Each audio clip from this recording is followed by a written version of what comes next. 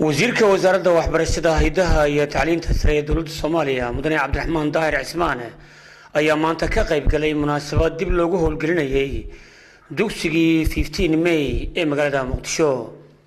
wasiirka ayaa sheegay in dadka Soomaaliyeed muhiim u tahay in la soo nooleeyo waxbarashadii iyo dugsiyadii qiimaha ku lahaa dalka. markaysa ku taageeri kara ilmaha waa inaan waxbarasho tayo leh aan siinaa si taasi ay maskaxdooda iyo noloshooda wax uga bedesho ay wax u qabsadaan dalkan wax uga qabtaan.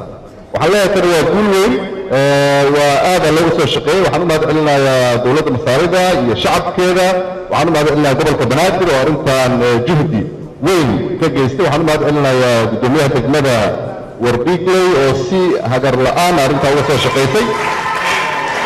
waxaan u mahadcelinayaa dhammaan dadkii ka qayb qaatay waxaan oo maanta xaqiijiyey in arrintan ay noqoto mid kale cusub oo kusoo biirtay Soomaaliya. madaxda dowladda ayadana arrintan aad noola riixday ayagana waan u mahadcelinayaa. maanta waa 8 February waa maalintii ka soo wareegtay sanad. si kastaba haatee dowladda Soomaaliya ayaa dadaal ugu jirta dib u soo nooleynta xarumaha qaybaha waxbarashada si loo helo bulsho